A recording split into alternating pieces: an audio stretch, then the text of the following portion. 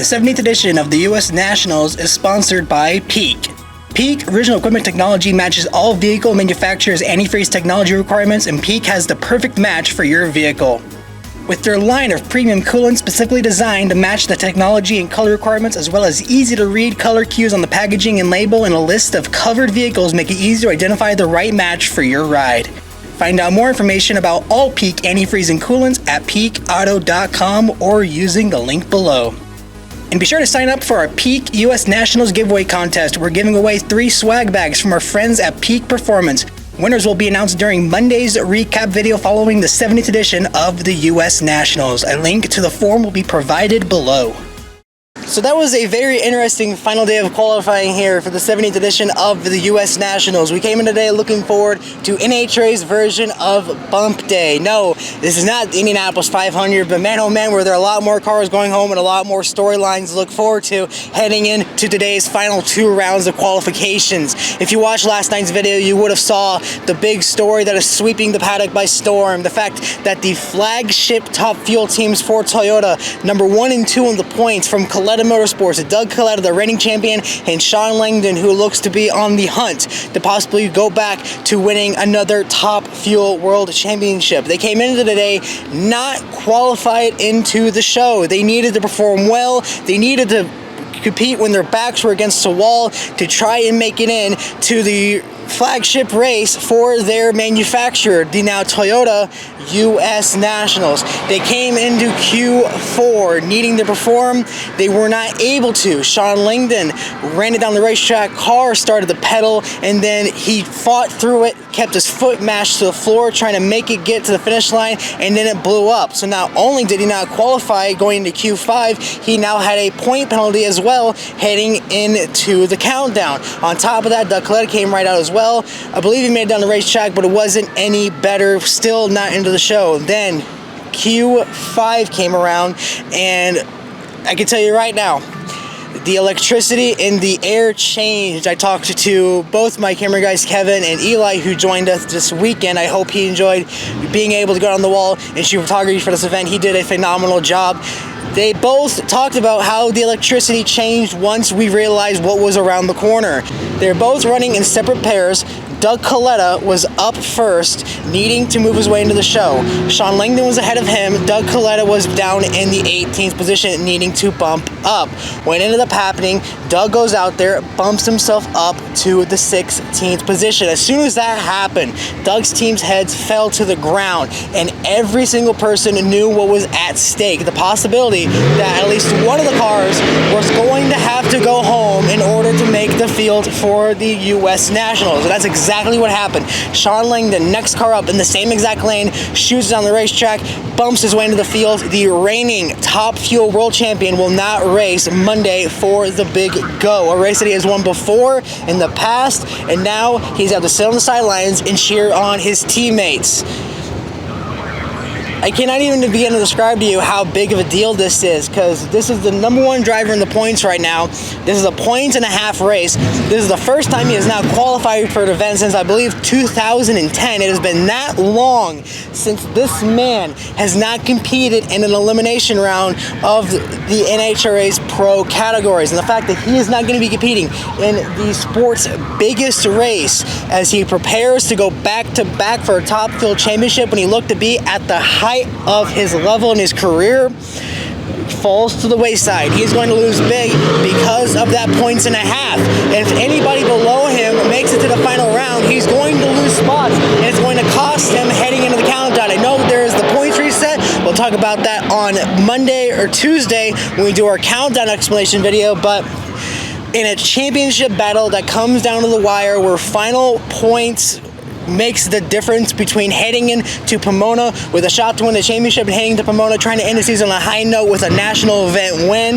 This is a huge shot to Doug Kalitta's championship performance, especially considering this is a guy who has found every single way to lose a Top Fuel World Championship. The other big storyline in the pro categories, pro stock motorcycle. First off, the ongoing struggles of Angie Smith came into Q number 4, with a good shot of winning the US Nationals, shot down the track for a Q4 run, just to find out her brakes didn't work. You saw it in the replay, her trying to mash the brake handle to try and get that bike to stop, but to no avail. The bike ran off of the racetrack. She got flown off her bike.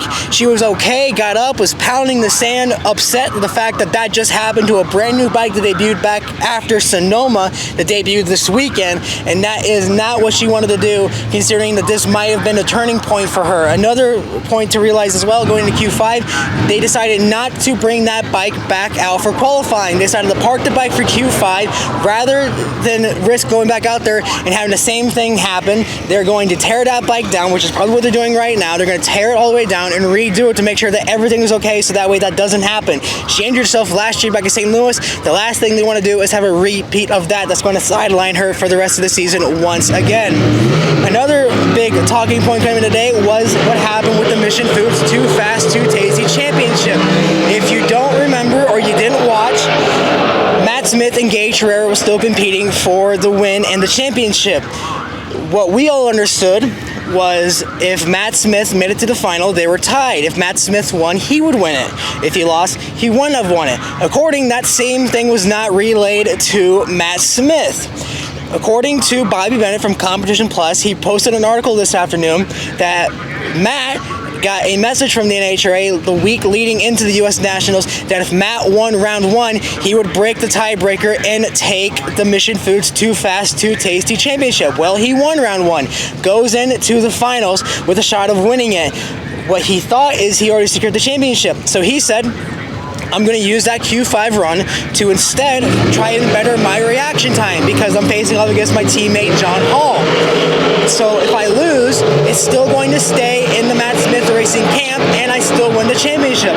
He tries to improve his reaction time, ends up red lighting. John Hall takes the win, so everybody thought Gaige Herrera won. Matt Smith ends up getting put on the truck, comes down to do the victory lap, and then we see Gaige Herrera come down. So Matt Smith, very unhappy with the fact that this happened, played it to the NHRA saying, why don't we take the Q5 run, have me and Matt pull us to the back, we rerun it, and then whoever wins that takes the trophy. Doesn't matter for qualifying, doesn't matter for points, doesn't matter for nothing, winner gets a trophy. NHRA said no, so he is very unhappy with that. I personally believe that you're probably going to have a police warrant in order to get that trophy out of Gaige Herrera's trailer. Speaking of Gaige Herrera, went #1 qualifier today. We'll talk about that here in a second as he tries to win the last crown jewel on his NHRA resume. The other and biggest story heading into Monday now, Brittany Forces, the JFR Top Fuel dragster, currently seated 10th in the points, trying to make sure she makes the countdown. Was not at Norwalk to tend to her father after his Virginia wreck. Comes in today needing to perform after what has been a very struggling season. Ends up #1 qualifier, has every shot to try and make the countdown to the championship, but she's going to have to go rounds, and her opponent in round one is going to be no slouch either, and she needs to make sure that she's going to win. Who that is, we'll talk about in a second, but one thing you need to keep in mind, if Josh Hart, who is turning a corner recently, if he goes rounds and makes it to probably the semifinals, there's a good chance that Brittany Forces will not be in the countdown to the championship. We have a lot to talk about in the results. Let's take a look at your final qualifying results for the US Nationals. In Pro Stock Motorcycle, Gaige Herrera during his Q4 run jumped up to the top spot of the Pro Stock Motorcycle leaderboard with a 6.809. Matt Smith had to settle for second with an 8.16. John Hall, your Mission Foods Too Fast, Too Tasty, went around third with a 6.830. Richard Gadsden improves up to fourth. Gianna falls to fifth. Angie Smith falls to sixth. We talked about brakes didn't work during Q4, ran into the sand trap, skipped Q5 so the team could tear the bike down. Hector Ryan Jr. rounds out seventh. Chase Van Sant in eighth. Chris Bostick in the bottom half, down in ninth. Kelly Klons 10th. Steve Johnson 11th. Gino Scali in 12th. Ryan Ayler makes his return. He qualifies 13th. Mark Ingerson down to 14th. Ron Torno in 15th. Wesley Wells rounds out the field 16th with a 7.739. In Pro Stock, Greg Anderson maximizes his points in qualifying as he takes all the bonus points from qualifying heading into Monday's eliminations as he tries to win another US Nationals. A 6.575, something that he improved on the last round of qualifying, shows that right now he is far and away the favorite to win the 70th edition of the Big Go. The problem is, while he might be the KB Titans flagship holder heading into Monday's eliminations, he doesn't have too many help behind him to try and help him defend it for the KB flag. 2 through 8 all belongs to Elite Motorsports. Motorsports, second, Eric Enders, third, Jed Coughlin, fourth, Aaron Stainfield, fifth, Jerry Tucker, sixth, Troy Coughlin Jr., seventh, David Quadra, eighth, Christian Quadra. In the bottom half, Dallas Glenn, ninth, Mason McGahey in 10th, Fernando Quadra Jr. in 11th, Corey Reed in 12th, Matt Hartford 13th, Eric Latino, who was not in the show entering into Sunday, bumps himself up to 14th, Stana Wildgus in 15th, and Camry Caruso, who made her return after her devastating crash back in Arizona, makes her return here this weekend at Indianapolis, is qualified for the U.S. Nationals. Now, the sad part of the afternoon, the cars that do not qualify: Derek Kramer, Chris McGahey, Derek Reese, Larry Morgan, and Kenny Delco. Those drivers are packing it up early tonight, and they're going to be heading home empty-handed, wondering the what-ifs of this year's big go. In Fuel Funny Car, Austin Prog holds on to his number one spot with a 3.855 to round out the field. Bob Taskin second with an 8.71. Jack Beckman third. Blake Alexander rounds out fourth. Daniel Wilkerson in the final round of qualifying bumps himself up to fifth with an 8.98. Cruz Pedregon in sixth. Ron Capps seventh. Matt Hagan holds on to the number 8 spot with a 3.908. Alexis DeJoria down in ninth. J.R. Todd, the flag bearer for the Kalitta Motorsports Camp, won the Mission Foods Too Fast, Too Tasty Challenge earlier this week. He rounds out 10th. Paul Lee in 11th, your Pep Boys Funny Car All-Star Call-Out winner. In round one of that event, he blew the motor and ran down the shutdown in flames, but was able to rebound to win the event. Bobby Bodie rounds out 12th. Chad Green in 13th. Dale Creasy Jr. in 14th. Buddy Hall rounds out in the 15th spot. Chris King, who popped a motor during his Q4 run, was unable to make it back for Q5 due to the repairs that were needed to get the car back out in time for Q5. Ended up standing on the starting line, crossing their fingers, hoping they were able to survive the onslaught and make it into Monday's eliminations. That does happen. Sadly, though, for those who don't qualify, they're going to be also packing up, wondering what if. That includes Dave Richards and Justin Schrieffer. Lastly, in Top Fuel, Brittany Forces continues to hold on and improve her performance with a 3.693. The problem with that, number 16 qualifier Shawn Langdon is going to be her opponent in round one. You want to talk about a really, really big matchup with the 65 degrees coming in on Monday morning? This is going to be the race to watch because it can decide who is going to make the countdown for the championship. Tony Stewart continuing to turn strides heading into the postseason, ends up second with a 7.07. TJ Zizzo rounds out third with a 3.716. Antron Brown in fourth. Trip Tatum fifth. Steve Torrance sixth. Justin Ashley seventh. And Tony Schumacher in eighth. Sean Reed rounds out ninth. Dan Mercier in 10th. Billy Torrance 11th. Josh Hart 12th. Clay Milliken 13th. Ida Zetterstrom improves to 14th. Doug Foley down to 15th. And like we said, the lone Kalitta dragster of Shawn Langdon rounds out the field. For the drivers who don't make it, which includes your reigning Top Fuel World Champion Doug Kalitta, rounds out 17th with a 3.793, just a little under 100th off the bump spot. Jasmine Salinas had a very interesting qualifying run in Q5 to try and make it into the field. Dan Mercier jumped this tree by a day and a half and that caught her off guard. She ends up leaving late, smokes tires on the racetrack. Her U.S. Nationals is over. Krista Baldwin rounds out 19th. Lex June rounds out the field in 20th. As usual, we do have highlights courtesy of NHRA Fox, as well as some quotes from the drivers of this weekend's U.S. Nationals. Let's hear from them, but first, a word from our sponsor, Peak. Protect your vehicle with Peak Original Equipment Technology. Our formulas match the vehicle manufacturer's technology requirements so that we have the perfect match for every vehicle.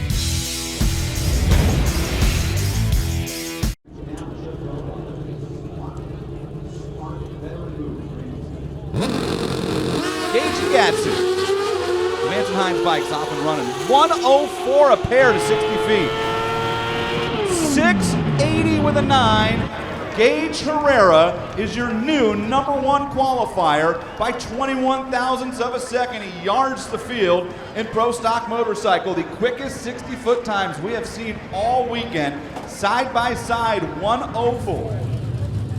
Mission Foods Pro Stock. 974 to 60 for Greg Anderson. And a 6 57.5, low ET, 207.88 mile per hour run for Greg Anderson, and the KB Titan team drops the hammer on the pro stock field here in qualifying session number 4.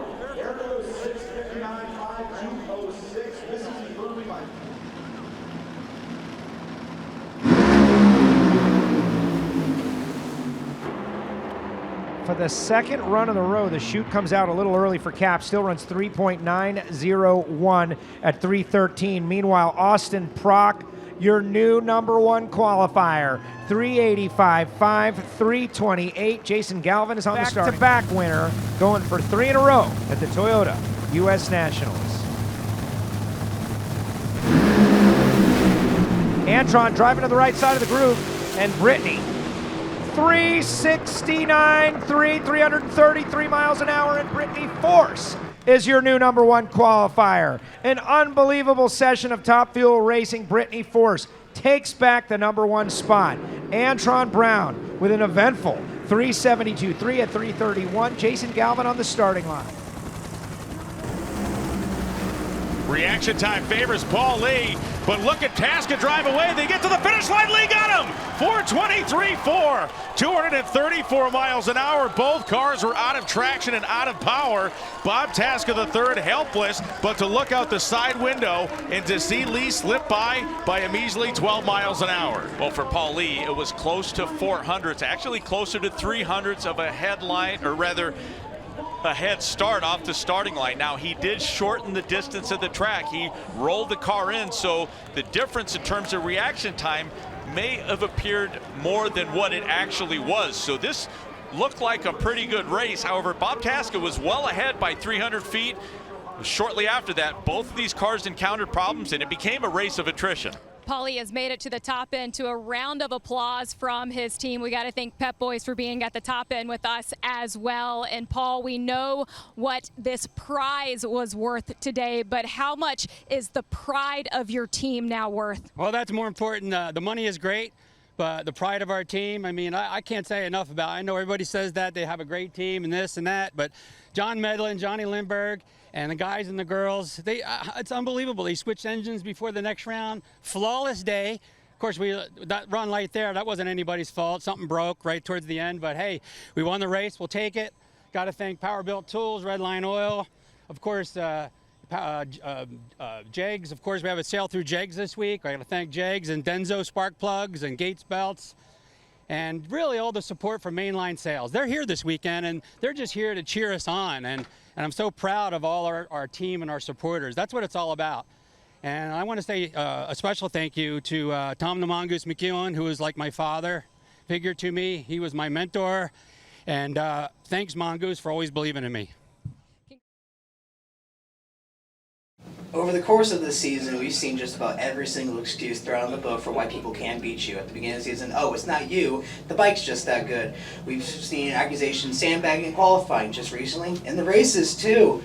I know you like to be very humble when it comes to these things, but does it make it that much sweeter that even when they keep saying, oh, it's our time now, you still get to go out there and show them who owns this class right now? Yeah, it does make it feel good for me,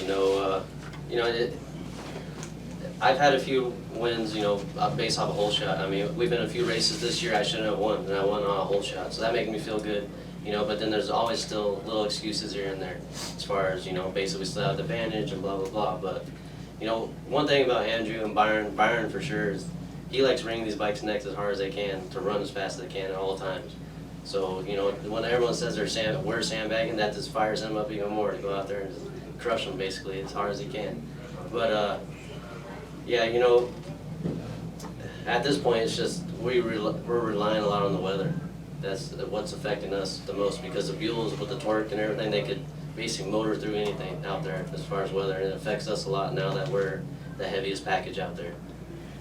For teams like JFR and Kalitta, when it comes to these $80,000, a lot of their drivers always talk about, oh, we get to give a good bonus for our crew guys, but for you who doesn't have the amount of resources and crew guys to go out there and give themselves these top line equipments, how crucial is it to win $80,000 for a team like yours? Well, actually, it was very good timing, because you know, we were a part-time team, and then, you know, I financed this 90% by myself with our companies, FTI, Silver Sport Transmissions, McLeod, you know, FTI Parts in Philadelphia. So this is a self-financed team. So that 80,000 means a lot to us. And to answer the second part, I do give, when we make to the finals, I do give bonuses to my guys and my girls. You qualify number 1. It looks like things are finally starting to go your guys' way, and things are finally starting to connect. You're on top of the world now. Just to find out, you got to race Shawn Langdon tomorrow. Is this kind of like the story of your season, that even when things go right, the racing gods just pour that salt in the wound just to add a little bit more to it? I know. I mean, when I was in here just a couple days ago talking, you know, what our goals were, we wanted to, you know, pick up points, you know, be low of this session, number 1 qualifier, give ourselves the best ladder we can get. And it seems like we've done most of that. And sitting in the car, you know, sit in the tow car in the stage lanes, listen to the cars run, and Kalitta gets in on the bump, and then Shawn Langdon in on the bump, and it's like, you're kidding me. We finally get number 1 after all freaking season, and we line up with a Kalitta car. But that's okay. We can't, you know, you can't focus on that. If it wasn't, you know, Langdon, it'd be somebody else. And there's no easy team out here. There's no easy driver. There's no easy anything out here. You know, we've seen crazier things happen on race days. So we're gonna give it our all. Again, we're in a really good position. We got to focus on that and just stay in our lane. Focus on what our team can do, what our goals are, and what we want to accomplish. And one round at a time. Sitting here with the number 3 qualifier heading into Monday's eliminations of the US Nationals. We saw you ran well in the heat both yesterday and today. We know that you can run cool heading back what we saw in Chicago. You gotta be pretty happy with the qualifying out here this weekend. Oh, extremely. On the way here, I'm looking at the entry list going, holy smokes, there's really 19 quality cars coming to this event. And 3 cars that could win this event aren't gonna qualify. So I'm glad we ended up number 3. You're going to be going into tomorrow. You're facing off against Ida Zetterstrom around 1. We saw back at Brainerd when she made her debut. That girl, even though she might be a rookie to NHRA, she's not a rookie to this category, and she knows she can go rounds. How grueling is it going to be going tomorrow trying to face off against her? Oh, you're right. Absolutely not a rookie. I saw her perform very well in Brainerd.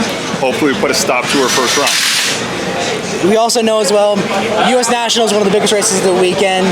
You've gone rounds here before, you know what it takes. Just talk about how grueling it is going into Monday after everything you've already done. Now you have 5 rounds left to try and win the biggest race of the season.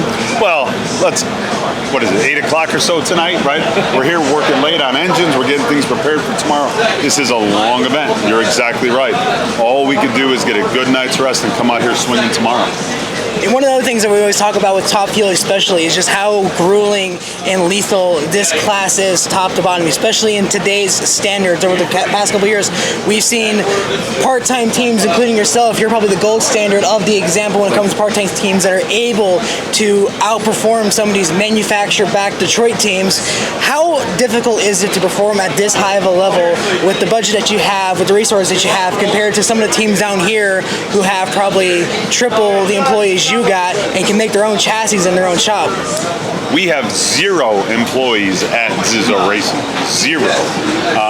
But we have an awesome all-volunteer team that spends 2,000 hours, working hours, between events. So we put the time, we put the effort. And yeah, I know we go up against giants, but we are also a giant just on a limited basis. That's why when we come out, we perform well. That's why when I look at an entry list, I know where we stand, and I know we have the same parts as all of our competitors. And we haven't been able to do that since probably 2005. So last year, my dad and I stepped up, purchased a bunch of new parts to be able to come out here and perform, thanks to Don Schumacher. So throughout this entire weekend, we've seen the heat just be grueling. Friday, it was lethal. You ran well there. Going into Saturday and Sunday, it got better, but it still wasn't anywhere as comfortable. You're going in tomorrow, we're talking about 65 degrees by the time round 1 hits. Does that make you excited knowing you're going to be able to make more power and try to put big numbers down? Or do you want it to be those hot, slippery racetracks that you have to tune around and make it go better? We'll race in any conditions as long as we can race on Monday. I don't care at all. It's nice right now. I feel that the wind's changed. It feels cooler. It's 8 o'clock at night. By tomorrow morning, it's going to be crisp and cool. Yeah, you'll have to throw down, and we don't mind throwing down either. It's cool when we run personal best. I love it. Tomorrow morning might be one of them. And then also, with this being the 70th edition of the U.S. Nationals, you competed in this event before, you came close to winning this event before. Just talk about what does Indy mean to TJ Zizzo? The hair on my neck just stood up. I got chills run down my body. That's what it means to TJ Zizzo. So that is going to wrap our content here for Sunday qualifying here at the 70th edition of the U.S. Nationals. Once again, if you guys like the content, be sure to subscribe to the channel today so you don't miss any of the upcoming content as we get set for Monday's eliminations as well as the countdown to the championship. If you want to see some more highlights as well, be sure to follow me on all social media pages down below. MoneyMac03 on Facebook, Twitter, Instagram, and TikTok. We'll be providing photos all weekend long, courtesy for friends Brody and Eli for their incredible work. And until Monday eliminations, this has been Money Mac. We'll see you next time.